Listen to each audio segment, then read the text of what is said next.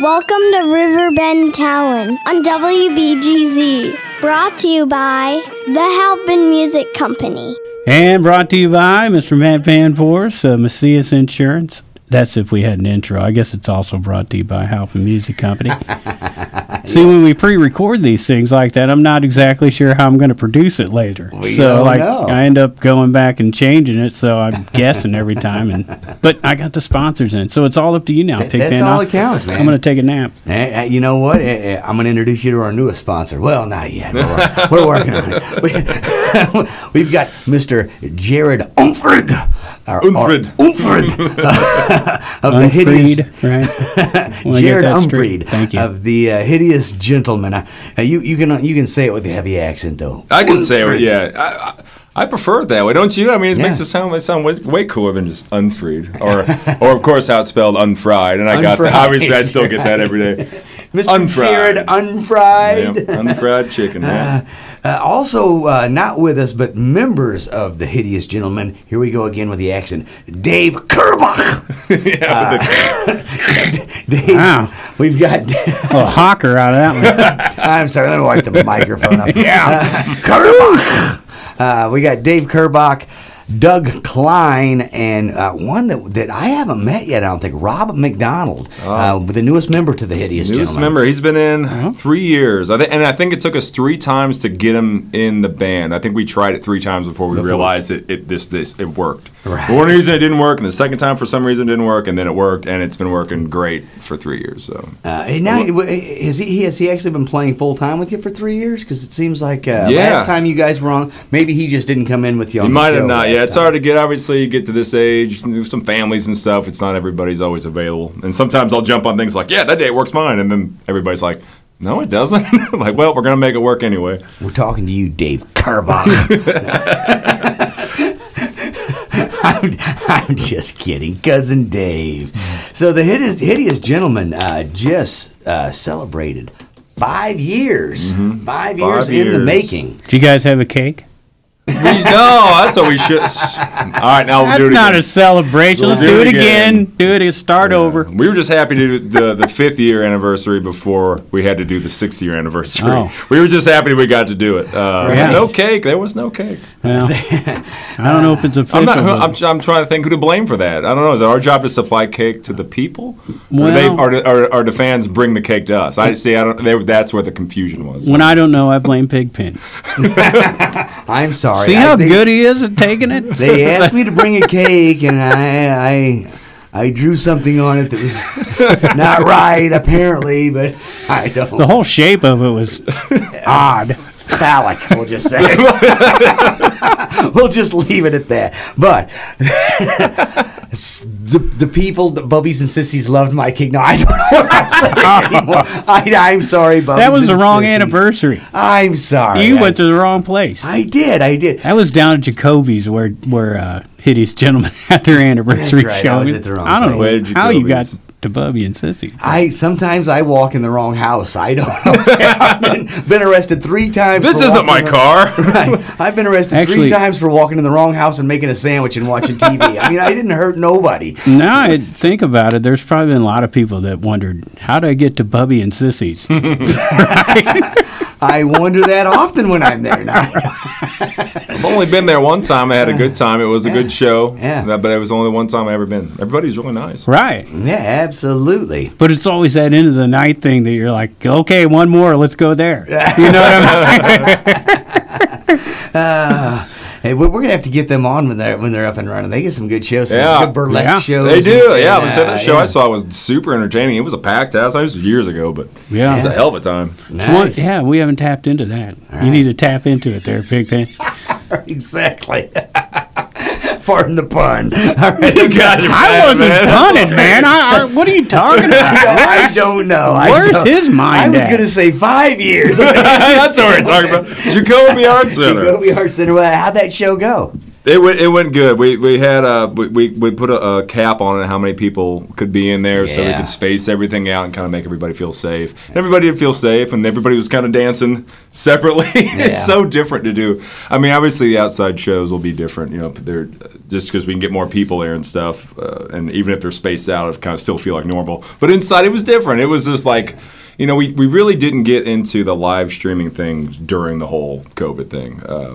It's just something that it's just like as a live act, it's just if it comes back to it, maybe we'll cross that bridge. But it was like we wanted to do it live. It had to be live, you know, and it was different. It was definitely different than any show. I mean, I felt like we played better than we ever played. We performed with smiles and honestly, a couple tears came out. Like, you know, it's been a long road. I know most people don't get that when they see the local band that doesn't have much success, but like as far as we're concerned, it's still our life. Like this is still our life's work, and and that's exactly what it is to us. I mean, this is something we put a lot. Hey, I'm relating big time, man. 30-year anniversary, and amazing. We suck still. We're terrible. It's like no one even comes to our anniversary. It's amazing. But I cried. You know, what can I say? Damn right, man. It was Pigpen's house I was at. That's all right, man. Well, the family fest. Right. That's why he was crying. He was like, man, this it was family fest. It felt like your house out in the woods. But it meant a lot to us to be able to do it, and we have no signs of stopping. If things look different from here on out because of just necessities, then that's what we'll do. But we have no signs of stopping. I mean, it means a lot to all four of us. Yeah. Yeah, and you've been playing with those guys for a while now. It started off, though, just a solo. It was. You were the Hideous Gentleman. Yeah. It was, I guess it was 2012, and I was playing in a band called Red Barn Bluegrass. I was playing dobro for them. I got into bluegrass for a while, and I still adore bluegrass, which is probably one of the reasons why the first two albums were pretty folky influenced. I mean, they were pretty, you know, and I don't mean folky as a derogatory term. I mean, like, they were just really folk influenced. There was cello, there was banjo, there was a lot of acoustic guitar. And then I got a call from Doug, and he was just like, hey, Sweet Dirt just broke up, which is the band they were in for a long time. Dave was in, and Rob was in for a long time. And they're like, really looked bummed out, really wanted to do something. Well, it started off with just me and acoustic not plugged in, Doug playing drums, and Dave was on bass. And so, and you guys probably know how fast this changes into, well, if you're going to be plugged in, I want to be plugged in. And I sure don't want to play acoustic, I want to play electric. And then it just gets louder. So, but if the first two albums were folky, the third one, by the time we had the full band in, we were doing, you know, some prog rock, we were doing some, you know, like harmony guitar parts. I mean, we were just like, you know, we've never tried to limit ourselves musically at all. It's like whatever we want to do. And so once we took that on the road, as in playing live shows, the three of us, we kind of delved into the jam stuff, which is like, let's just see where the music goes, you know, because we weren't going to, like I said, limit anything. And then it's pretty honed anymore. We don't jam as much as, you know, I guess it depends what kind of show it is, you know, but it seems like lately the songs have, out of the, you know, 60 songs we probably have in our repertoire, most of them have gotten pretty honed down. We keep a couple openings for just, all right, let's just go. Let's just see what happens. And let's just try to mess with each other. Let's see if I can throw you off, see if you can throw me off. Or on a bad night, let's just see if we can just do it together. Because sometimes it's hard just to keep it together, keep right? the train on the track. The Lord, I mean, what is going on here? Yeah, you know, and Dave, you know, Dave will throw trumpet in there. Dave's a fantastic guitar player, though he plays bass full time. But when he jumps on guitar, it's like, oh my God, you know, I wish we had 3 guitar players now. Yeah. And Rob can jump on, and they transition so well off one another. And we'll do piano stuff. I mean, we'll do anything we feel like doing. I mean, I'd love to do just like a tribal drum thing, like, you know, just like do something we've never done before. And I hate repeating myself, you know. Yeah. Like, always something different. What was that you said? Just I don't like repeating myself. Musically. Oh, he got me. But damn, I should have saw that coming. A mile away, that little shitty gritty head. Oh, you know, I had to do something. But I'll gab on all about. But at the end of the day, we love making music together. We love writing songs. We love playing covers just as much. Yeah. Obviously, on a full night, we'll play a bunch of covers. Anything from early '90s rock to some you know, super oddball stuff from the 60s and 70s that you've never heard of. We'll play a new cover we're working on is the Four Seasons, You're Just Too Good to Be True. Nice. Just because I heard it and I was like, that is a really great song, man. Let's do that. But obviously we'll rock it out. We'll do our own thing, you know. We'll pick up some, you know, I've been messing with like Celine Dion's My Heart Will Go On. Like, I mean, just like I will grab and pull from anywhere if I think a melody is cool. Right. If I can dig a melody, I'll do it. I don't care what it is. Well, I dig your stuff, definitely. Thanks, man. So I'm not being. You see my grin? That ain't there. No, I mean, Grid has seriously. been reduced. He's serious here. I just told you. I just jammed out to the. We're going to be playing it too. I just jammed out to the show at Bushfest. Yeah. From 2018. Is that when it was? Yeah, you mentioned it. I was wondering which one it was. Pigpen was running sound. Yeah. So And then they were Alex all post mixed that, and man, it sounded killer. We were talking about that too, just on how important sound guys, Yeah. the whole sound, just everything involved. And it's not just the band. And when the band tries to do it themselves, a lot of times we fall short because, you know, we're up there, we're trying to play, we're trying to perform, and you're sitting there. Well, I guess it sounds good. Yeah. Yeah, then I'll turn you up. Okay, you got to have those other guys involved or girls, whoever's doing it, right? You know, it's just like you got to have that team. It's hard to know what it sounds like out front when you're on stage. And it's hard to know what it sounds like on stage when you're out front. Yeah. And it needs to be, and both of them should sound good, but they're different. Yeah, absolutely. You know, they're not the exact same. So yeah, it is. But yeah, that's great. We're going to be playing the next week, the Bushfest 2018. Right. Hideous Gentlemen set, and so you can check that out live next week, and directly after the show, they're going to be at the night market. Right. That's right. So it's like a warm up. So yeah, it's like a pre-show show. Right. So listen listen to it and be like, how do you play that song? We haven't Yeah, played there that you song go. in a while. Oh yeah, that was it. Okay, I got it. Or- What was that third verse? You know. See, you always come in too early right there. I told you. Wait. 2 more bars. Like, come on, I'm really digging. Just let me go a little further. Come on. Just No, wait it's- till the crowd cheers and then hit them with the refrain. Yeah, it's that's fine, right. man. It's a good time, though. You guys do a great job of keeping the show moving. You know what I mean? There's not really a lull in between songs. You can just kind of keep a little sound going all the time. And I always love that when I see a band live. And you might talk The about art of segues. You Right, know, the yeah. art of segues. It's so important, you know. And when you get those, some are planned. Some of the bigger ones are planned out. Things that we like, you know, we know how we're going to get from here. We know we're in D minor, so we know we're going to transition somewhere over to E minor or whatever. And then some I just like pushing the guys. Sometimes I just like, you know, because a lot of times, I mean, like I put them, probably closest thing in my mind is like when the band was backing up Bob Dylan. Yeah. And I'm not comparing myself to Bob Dylan, and I'm not comparing them to the greatness of the band, but we do just kind of let it happen on stage. I mean, you could practice all day long. You practice all, and you can become mechanical about it if you want, and if you let it, sometimes it just becomes mechanical. But sometimes you just gotta let the music kind of wash over you and do what you do. And you know, we're always on the verge of breakdown, right? We're always on the verge. Like someone told me at one time, like a Martin guitar is always built on the verge of destruction. The tensions of the strings is so much where it's only strong enough to hold itself together. And that's kind of where we try to keep it. That's where I like to be, because that's where I think the best things come out, you know. And it's not always planned. Sometimes it is planned and it works out, but most of the time it's just like afterwards you're like, oh my god, I can't. That was so awesome, you know. I love. I'll give myself the chills talking about it. I love playing live so much, and I hope things continue to let us play live. He did. He got goosebumps. I did, man. Seriously, man. They popped up. I could see I them love all the way it. over. I thought that was over the Martin. You know, because I do play Martin. you know a lot about instruments. You ought to open up a music store or something. Good idea. Let me get on that. Okay, go ahead. Open it up right now. Yeah, so that's the latest. Hey, look, it's working. Yeah, that's the latest in my life, especially change of direction in life. And yeah, opening up a music shop. It's called Alton Music Exchange, and we actually did our cold opening last week. So by this time it'll be maybe 2 weeks back. ago. Yeah. But we are open 11 to 7 Tuesday to Friday, 10 to 5 on Saturday. And it's my version of what I always thought a music store, guitar store should be. Yeah. At least close to it as I can. As close as you can come. what was the music shop memories of you guys growing up? Have you always lived in Alton? Well, Jody Hopper is where you start. Because we were exposed to something no one else was ever exposed to. So we've got kind of a treat there. You know what I mean?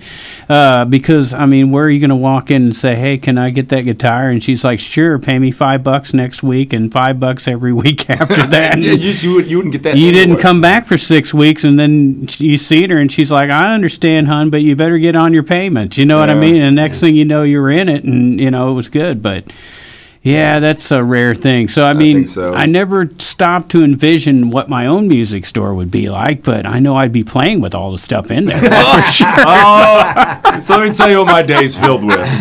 Come in, tune guitars. Oh, check this pedal out. Yeah. All right. So, yeah, my 9 to 9:30, okay, I might play with this guitar pedal for a while. Yeah, I love it, and I want everybody to come in and do the same thing. Come on, just check stuff out. Just play with stuff. That's what it's there for. Yeah. It's not an antique store. That's big. It's not like, don't touch it, you're going to break it. No, the stuff's made to be played with. It's made to be used. It's made to be abused even. I'm talking to you guys. Come on down. We're going to do a video down there. Come on down. I can abuse some equipment. Let me tell you.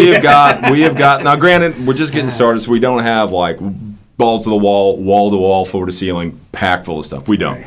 We have a good amount of stuff to get started, and I feel comfortable to get started with. We have some things in there that are some unbelievable items, especially in the amp area, and we'll. I'll let you guys. It's top secret right now, but I'll let you guys come in this week and check it out. We got some really cool stuff coming up. That's good. Keep it a secret. That gets people in the door. They're like, we got to go down there now. That's a secret. You know what I mean? When you know there's a secret out there, you want to open that box up and look in it. Look, here's the thing. He's opened the store, but nobody's supposed to go there. Yeah, don't tell anybody. Don't tell your friends. That's going to get everybody there. I'm not even going to tell you where it's located. You have to find it, but it's on Broadway. But it's on Broadway. I'm going into journalist mode, though. But just from what he was saying there, I'm anticipating vintage things down there. Are you anticipating that now, Big Ben? I am anticipating vintage things. Yeah. I am anticipating things I want, things I need, and things I just lust after. That's the way you said there's a couple amps down there, you might not have seen before. It's like what I thought. Yeah. It's like that could be like a museum piece or something he's talking about right there. I'm looking forward to checking it out. Mm-hmm. Got a 68 twin verb because for cheap, like a couple bucks. It sounds like that's like on the top of your list. Right. You carry that list with you, like, well, actually, do you have? Okay, I got a couple things. If you got one cheap, I'm really looking, man. But no. We've got. Obviously, guitars, pedals, amps is kind of our kit and caboodle. What we're trying to do, but obviously, basses and acoustics.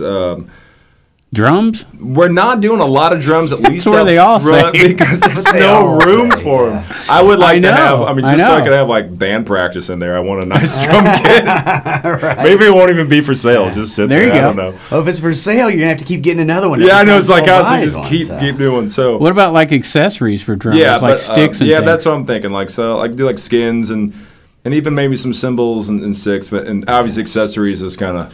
Cymbals are the expensive part. They are. Yeah. They're super expensive, man. My heart goes out to drummers, man. Amp stuff's expensive too, but I'm sure if you got to, invest like a drummer does. Never been a drummer, but if I was to invest like a drummer, I'd be doing some serious internet work. Oh yeah. You know what I mean? I'd be trying to find the cheapest stuff around. Because man, well, I guess it's gonna last you though. Especially if you're not not a banger. I've got a lot of broken cymbals around my house. Thanks, Scott Robertson. One of my best friends would just beat cymbals till they split and crack and break. It looks like bites. Looks like someone took a bite out of some of them. So they don't last forever if you hit a little too hard. But, if you get a nice Zildjian, the oldest music company in the world. Really? Yeah. Little known fact. That's awesome. I guess what I'm getting at is there's really not cheap parts on drums. You know what I mean?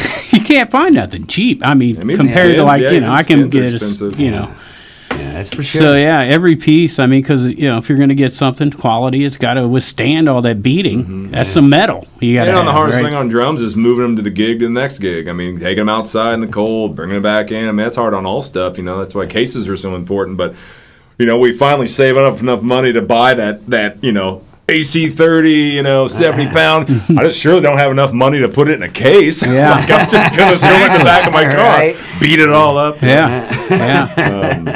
So that's and why we play guitar. Let's just get that out there. It's easier, yeah. It's easier to carry, that's for sure. Right. I just want to play harmonica in a band. I just put Right. it in my pocket. We were doing a gig across the river, like the Red Sea Underground, whatever it's called. We're like lugging my drummer's drum stuff like down the street because, of course, we couldn't get a parking spot anywhere near the buildings. And guy walks by, old blues guy, he's like, that's why I play the harmonica. And he just like held the harmonica, kind of blew it a little bit, just walked down the street like, yeah, no, you got it, man. My favorite If you had gig. any real thought what you would do, you'd be playing a harmonica like me.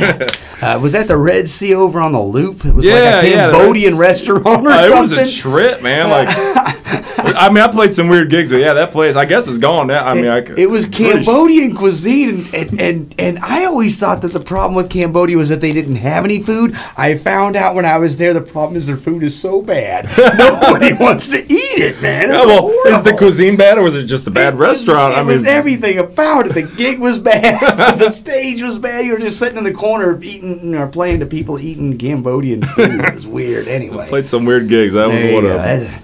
I mean, when you're young and you got the motivation, you'll play anywhere. Yeah. I mean, it's just like I played at Dairy Queen. I played anywhere that they'll pay. I mean, I've played a lot of places that don't play. Yeah. Oh yeah, Tons, exactly. We can turn up. Okay, I'm in. Right? Hey, so I want to bring this up before I forget because we're talking about the music store. We still got some things I wanted to talk about, Hideous Gentlemen, but before we quit talking about the Music Exchange, there's a very important piece of information we need to give to our listeners because we got a lot of bands that listen to this particular show. And if you've got merch, he's got a place you can put it in the store. So all you got to do is find the store, first of all, which is at a hidden venue somewhere on Broadway. Now, We'll just say somewhere on Broadway. now, you've actually got a little area for bands, local bands, to put their merch, and you don't want any of the money. Yeah, and it's funny because it's hard to explain to people that I don't want their money for this. This is just like, look, I know bands are struggling because they're not performing as much as they'd like to or are able to. That's where they sell merchandise. Bring it to the store. You can sell it. We'll just keep an envelope with your name. A shirt sells right there. It's going in your envelope. Come pick it up. That's all we're going to do. And the benefit, if we'll say if there's a benefit I'm getting, there's a section on my area on the wall that's get filled up and it looks nice. And a bigger portion of it is that I'm without sounding corny or anything, it's like I'm really trying to spread local music. I mean, like this is something that like I'm not from Alton. Like I moved here because I love this city. Like I'm from Granite City, so I'm not that far away, but far enough away. It's a different world. Told us We know about those folks from Granite City that move here. Marshall, Dross. See, we all taking our jobs. Hey man, stop having such a Matt Costello. Yeah, we know you guys. Between Granite City and Alton, because you're taking our jobs. Stop having such a cool town, man. We call it the Riverbend, man. We're all tied into it, and man, there's a lot of good places down in Granite City, man. I mean, Granite City's got some happening things going on down there, so it takes us all. I got a lot of friends, a lot of family, and there's a lot of wonderful musicians from Granite City. Jacob Myers, man. Oh yeah, that's a cool. Bob Kursky, man, one of my dearest friends. I mean, he. This is a guy when I was young, it was just like, yeah, man, play whatever music you want to play. I mean, that's why he didn't care. I mean, he was playing with like Flat Wheel with like Dana Anderson at the time. And those guys were huge influence on me when I was younger. Because I mean, when I was 21, they probably got 10 years on me or whatever, and they're playing, but they're doing it right. For like a 21-year-old, we'll say, in there at the bar, you're going, man, they got the amps, they've got the guitars, they know all these songs, and they're doing original stuff too, and they're having fun. Look how fun they're having. Granted, they're they're having a lot of fun. And a lot of great guys passed through that band, and Bob was the owner, and I think that's kind of where they practiced. That was a house band, and Bob was always like, yeah, man, just play whatever you want. Like, play as long as you want or whatever. Just, And to this day, he got a hold of me last week. He's doing stuff on the patio, and he's just like, we do these little and the way I grew up is we these startup bands. You weren't a band; you just showed up and you played songs together. So we all kind of learned the same songs, and you guys probably do the same thing up here. Yep. And it was just like that's how you test. That's how you learned as a musician. I mean, that's how it was being able to just play with anybody and pick it up. And if you couldn't, you played real quiet and you just faked it. You know? Yeah, right. Yeah. Same here, man. I do it all the time. I want a volume pedal on every instrument I play so I can slowly back it down. I'm like, where are we again? It was not a G, a C, or a D. What was that chord? But, you know, and we'll segue a little bit just because gig-wise, between the night market here in Alton, the only one is in Granite City, and that was September 9th at Civic Park. That was the only other gig we had. Okay. Yeah. I'll say that because I'll forget if I say it now. 1 week from today, August 6th at the night market, and then September 9th, Civic Park at Granite City. Mm-hmm. Only 2 shows at the moment because you've stopped doing the solo shows. Yeah, I had to take a break from it just for. I mean, we'll say mainly because of the shop. It was like I realized it was just too much to try to do everything. You know, they're money makers, but it was like.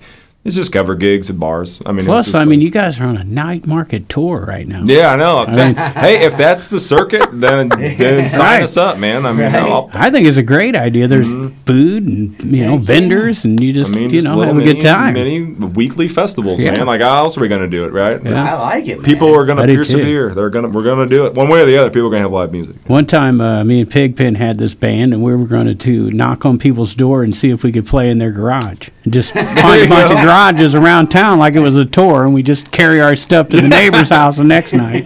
With a true garage band right there, man. The garage band tour of garages. Yeah, we got chased off. Yeah. It didn't work We're playing out, at 405 Spring Street tonight, and next week we'll be on Gerson Street. We don't know which house yet. We're trying to work it out. Yeah, but it felt like a tour to us. Damn right it does, man. I have band shirts where I just list like 5 or 6 bars. I'll put 2013 tour. That's all right, man. Pump House. Hey, man. In Nikki's basement. And people think that's something. It's like, no, it's just my friend's basement. Yeah. It is something. It's all real, man. It is what you make it. It's all real.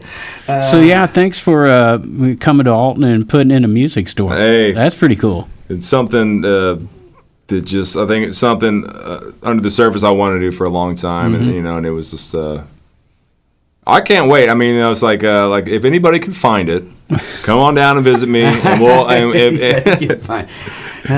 trying to give a hint. What's a good hint? Where? How about the address? That'd be a good hint. That'd be a perfect hint. The address might help them. So 556 East Broadway, right between Piasaw and the Conservatory, which is new. You guys probably heard about all that stuff, right? Anybody knows what's going on? Yeah, we as soon as you walk out, we got the guys from the Conservatory coming in. All right. We played 2 weeks after this show. So awesome. 2 weeks from now, we'll hear more about the Conservatory on this particular show. So 556. That's right next to 555. The number of the. Whatever 555 would be the number of. That's every number on every Hollywood movie. What's your number? 555? Oh, yeah, that's right. That's what that is. Anytime you ever hear them give a phone number on TV or movies, it's 555. Unless you go back like really far, then it's like, call me at Klondike 432. 867-5309. I remember those. And then it turned into ice cream. I don't know. This world's out of control. I don't know how I can deal with all these changes. I thought I came to help with the Eskimos' plight, and here I just enjoy their pies so much. That's all I've done is eat pies. No, I don't know what we're talking about anymore. I'm sorry. We are talking about the Hideous Gentlemen. Yeah, and what a hideous gentleman you are. Thanks, man. We're talking about the Alton Music Exchange, right? Did I get it right? Alton Music Exchange. Your marketing's outstanding. I've already got it down. AME. Call it whatever you want. Alton Music Exchange, right between the Conservatory, which is the old Bottle and Barrel, yes, and the Alton Piasaw Body Works. Yep. Which is a fantastic place. So, yeah, we got kind of rock and roll corner because right down the street we got Lighthouse. I'm sure the guys will talk about it and everything. Oh yeah, it's kind of rock and roll corner. We're trying to muscle our way. Yeah, Jacoby's right there. We're trying to muscle our way into be the new little center down there, man. Well, once that stretches all the way down to 3rd Street, we're just going to have a hell of a... Forget Bourbon Street or... Oh, yeah, man. Forget Beale Street. We're going to have it going on It's right here. It is. We get it all the way down to West 3rd even. Why not? Take the whole Broadway all the way down. There you go, man. Yeah. I like it. Broadway. Like that's the name of. That's a festival right there. It is the Broadway Festival. Broadway all the way down. Broadway all the way down. Hey, we didn't really get a chance to talk about it, but you got your Volume 5 You can do that now. Well, I thought you were wrapping it up. I thought maybe we were out of time. We got time. Volume 5, which is actually only your 4th album, because Volume 4 is you're sort of doing a prequel here. We did, yeah. Volume 5, you just finished up at Lighthouse. We did up at Lighthouse, and we went in there, hung out with Caleb for the day, and just played live, and it was awesome. And that's like, of all the things we've tried recording and all the stuff, it's the most productive. We can go in there for one day, set everything up, play our butts off, and get some good stuff. Get some bad stuff that you don't use. It happens. Of course it does. And it's we get the same out of it as if we spent 3 days multi-tracking. I think the people who actually do listen to it and buy it probably get the same out of it. It's just like we went through on Volume 3 at Bird Cloud, which was a fantastic opportunity. It was super fun to work with Ryan there. We put a little bit more into the overdubbing and this and that, and kind of a little more artistic view on some of the song textures and stuff like that, which was super fun too. I don't think it sold any more albums or anything, so it's just kind of where you're at, Yeah. We've done demos at home, and we have fun doing that. So we're just gonna keep putting stuff out there. If we don't make any money off of it, we're just trying to really build our archive and really archive our career. That's what we're about. So in the old days, we used to sit around, we'd wait for our favorite band to put out a new release. Well, then once you get in a band, you realize, heck, I could put out something new every week and listen to it. Mm-hmm. You get the right equipment, and And it's just awesome about the live video stuff, that the Shane's do, and it's like, that's a concert right there. I mean, it's you can just sit there, and the sound quality's, I think, great, to the point where it's like, just put it on disc or stream it. Of course, I always get so hung up on vinyl tape. I guess people just stream now. Yeah. I don't know what to say, but I'd still make a piece of vinyl if I had a chance at it. You know what I mean? So. Reminds me of another thing. I know we're jumping back and forth, but this is how my life works. We jump back and forth. So music store by day, band by night, right? So it's kind of. I am trying to build up this kind of like history homage to Alton Music. So anybody who has posters or just band posters that you've signed, or I don't care if it's a band that never had any success, just get it together, sign it, fan all your old flyers, and bring it to me. Every old band I had never been successful. I'm not one that gets mad at much, but when I threw this out there to people, and I was like, bring me your posters, and I will frame them, and I will hang them up. I had people sending me through messengers just a digital just like a text of a photo. Man, if you can't have enough passion about your own music to print it out and sign it and bring it to me, I don't want it on my wall, because obviously you don't care that much, Print it out and bring it to me, and I'll put it on the wall, and it'll be great. Yeah. And everybody who comes in go, I remember that band. I remember seeing them so-and-so. I remember this, And venue's the same place, because I know venues kind of fluctuate, too, where it's just like, there used to be a bar there. There used to be bands used to always play there, but me not being from here, I didn't know. Used to be a field. Well, still is a field. I don't know. I'm sorry. I know you still got. I'm really starting to slip here. You still got a copy of that Triangle Beard flyer? I don't know. You knew I was going to bring that one up. Dig through it. Triangle Beard, man. Get that flyer out. One time. Family Fest posters, too. I mean, how many of you guys? We got Family Fest posters. This one, Triangle Beard. I mean. Triangle Beard. That's like the one you always got to bring up. Well, it was one show. Yeah, we did one show. One show, yeah. A lot of success in that band. I've had bands like that. You work for months and months in the basement. One show. I don't think they worked very long. I think we just kind of went up there and I wasn't even a bass player. I strapped on a bass. I'll do it. I think I might have had to borrow a bass for that show. I don't even remember. Good times. Well, that's cool. What you're talking about though with the live recordings, cool. I really do. I think it comes across when a band records live that a recording is never quite the same as the vibrations of a live show. Yeah, it's different. I agree. But the live recordings seem to capture more of the live energy than the pre-recorded ones. You can polish them up with good overdubbing, but man, when a band just jams in a room live, you can kind of tell those guys were just jamming usually, Well, and from a musician's standpoint, we all know we've been in the room when it's clicking. You know what I mean? Yeah. And when that's what we're all shooting for when we're out live. That's what you keep digging for. Yeah, and that one buzz, man, we want to get right back to that every time. And you can't do that when you're sitting there listening to an overdub. You know? It is. It's just not the same. It's a bizarre thing to sit and overdub and try. I mean, you'll get stuff pristine because you sit and took 10 takes on it. Yeah, if you can't do it in 10 takes, you probably shouldn't be playing it. Yeah, but and you listen back and it's there, but I don't think there's not a lot of juice in it, man. There's not a lot there. Like you said, vibrations. It's probably just as simple as vibrations. Like it's just polish it up and make it clean, but sometimes that raw grit is where the real thing's at, you know. So plus, like that energy amongst the players, looking at each other and feeling it. Right. You know what I mean? You can't do that when you're doing a headphone in a booth. Yeah. And then above all that, if you can make that happen, then you try to, like a conduit to the people. And I know it sounds like super trippy stuff to probably a lot of people just don't understand it because they've never been a part of it. But there's many of music lovers in this town and this entire area that know what I'm talking about. Yeah. If you can get that, and then they do it to each other, and then you get this. Yep.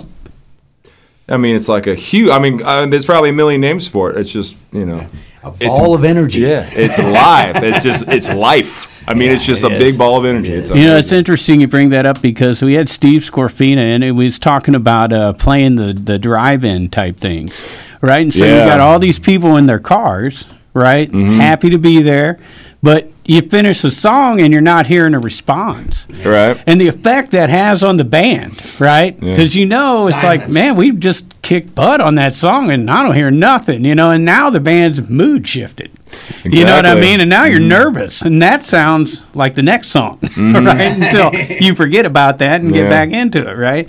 But, new times and like the whole psychology of it is... I guess, and maybe this has been something. Maybe this has been a topic that's probably been around forever, as long as people have been banging on drums around campfires, right? But it's just like I think now we've really noticed that how powerful it is and how important it is to maintain it. We've got to fight to somehow safely, if everybody to continue doing it somehow. I thought he was going to say fight for your right to party. He really did. I wanted to rephrase it. There might be like a copyright on that or something. Yeah, there might be a copyright on that. Beastie Boys, I don't want the Beastie Boys to come beat me up. Yo, Mikey D! I love me some Beastie Boys. That's some good stuff. Oh, hey. It's sabotage! Oh, dude. I love that. I like how they just changed every album. They're like, okay, we did that on the last album. Let's do something new. Different. Let's rock out this time.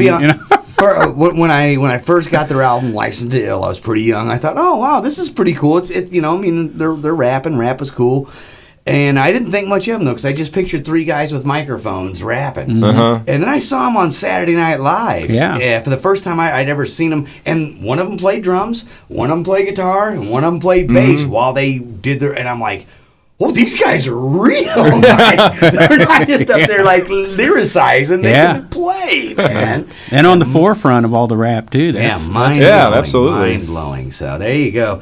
Well, so we have been talking to Mr. Jared Unfried, or Unfried, member of the Hideous Gentlemen, the original Hideous Gentlemen. Yeah, the Hideous Gentlemen. And now a member of the band called the Hideous Gentlemen, along with Dave Karbach, Doug Klein, and Rob McDonald. Got some in my eye, Pigpen. I'm sorry. So, they will be playing next Thursday, 1 week from tonight, at the Night Market, which is not down. It used to be at the Pocket Park. Now it's on the other side of Jacoby's at Park. Yes, at the Park. Yeah, so, Gravel Park. There you go, the Gravel Park. There you go. And in addition to the August 6th Night Market next week, they've also got a September 9th at the Civic Park in Granite City. They're on the Night Market tour. Yes, and 2020. And in addition to that, opening up the Alton Music Exchange at 556 Broadway. So there you go. Thanks so much, Jared, for coming down and hanging out with us, man. Thanks for having me, man. I really appreciate it. Yeah, right on. And was there anything else you wanted to ask? No, man. I think I ruined this interview pretty much. So. I mean, sorry about that, everybody. And I'm sorry I ruined your Black Panther party. I don't know what's going on. Yeah, I had a good Black Pants party once. Did I say that? Yeah, I think you did. I was just thinking it. I did. Well, everybody get down to the Night Market next week. Tonight, Rawers down there. Okay. We're going to watch some of our videos right next. Yeah, you confused me because we're taping, but I see what you're doing now. Yeah. Tonight, Raw Earth is down there. We're gonna play some live Raw Earth from what, Happy Trails? Yeah, I think actually we played that before this.